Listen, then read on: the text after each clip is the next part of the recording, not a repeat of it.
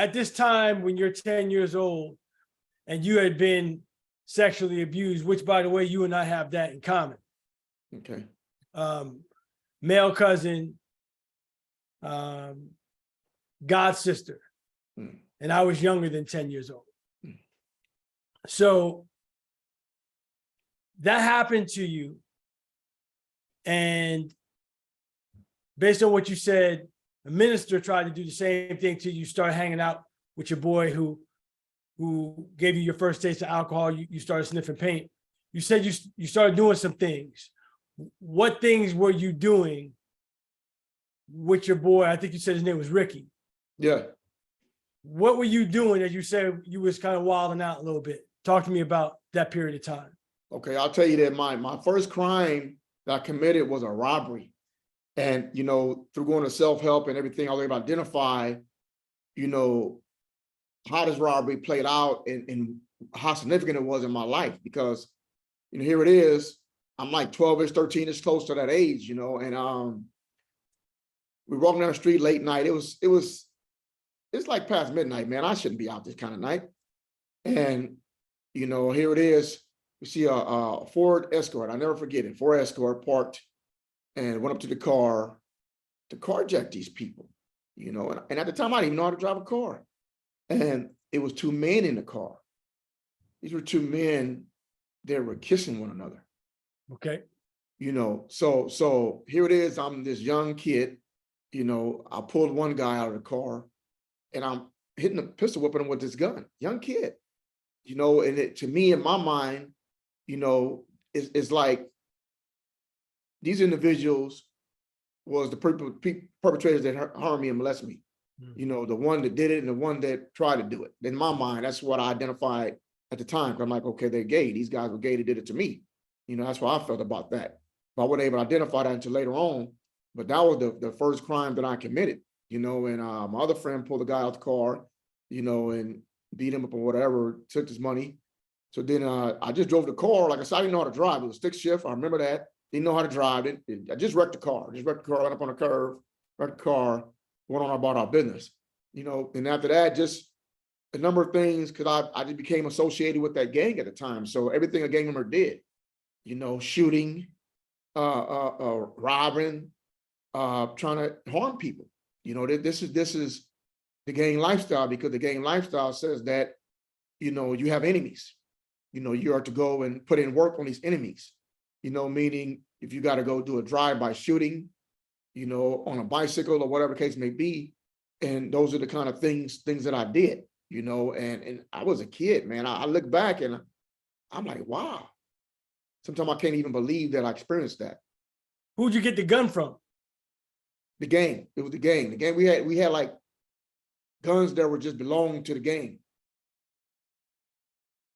What gang was it? This gang was actually was a Mexican gang. I was involved with a Mexican gang at the time. Really? Yes. Is the gang a well-known gang? At the time, it was, but not like that. You won't hear about them no more. So that was your first crime. Your first crime was a carjacking. Yes. What was your second crime? Well, hang on. You didn't get caught for that, did you? No, I didn't. Okay, so what was your second crime? My second crime would have been, trying to think. I remember that. Then as a part of the gang, oh yeah, we had to go shoot at a rival gang. We had to go shoot at a rival gang. They came through and they did some shooting. So, you know, a few of us had to go and retaliate. So that would have been the second thing that took place. Let me ask you something, David. After you pistol whipped this dude and your boy beat the other guy up and robbed him, and you guys got in the car and drove away before you crashed it, after all of that, how did you feel about yourself? I don't know. I guess I felt like I was a gangster. You know, I felt like I was in control of my life, because I know after that stuff happened to me, I said, I'm not going to be a victim again.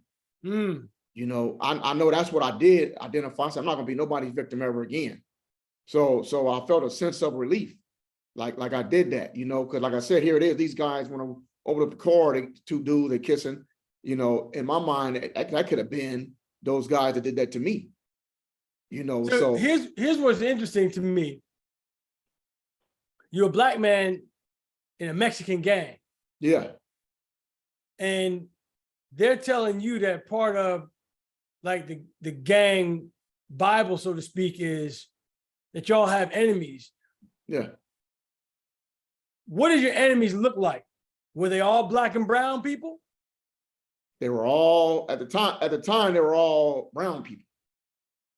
So you were in a Mexican gang being a black guy, and Yeah. you were putting in work against other Mexicans. Yes.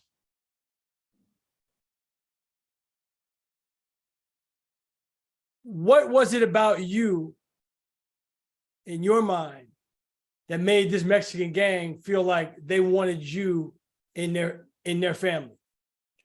Well, to be honest with you, I knew most of them. Most of them were my friends. I went to school with some of them. Then the ones that were my age, you know, they were like family. I knew their brothers, you know, and we all grew up in the same area, right there in the same neighborhood. So, and that's one thing about LA, neighborhoods or gangs are like 3 and 4 blocks apart from one another.